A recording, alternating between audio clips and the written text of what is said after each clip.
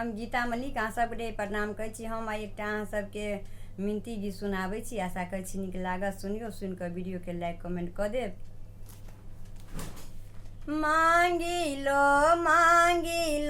वरदान, माँ के मंदिर घर जाके मांगी लो वरदान, माँ के मंदिर घर जाके अपना ले मांगब सिर के सिंदूरबा, अपना ले मांगब सिर के सिंदूरबा। गोदी भरी पुत्र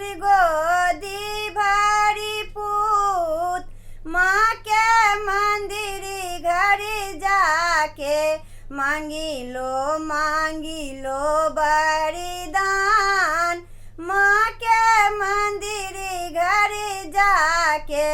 ससुराल मांगब 10-5 देवर, ससुराल मांगब 10-5 देवर। ननदी में अकेल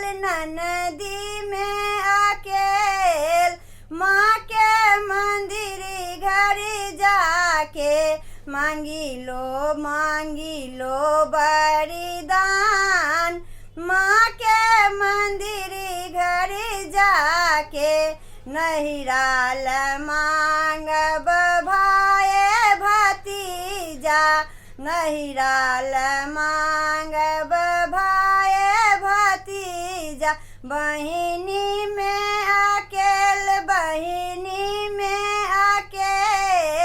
माँ के मंदिर घर जाके मांगी लो वरदान, माँ के मंदिर घर जाके मांगी लो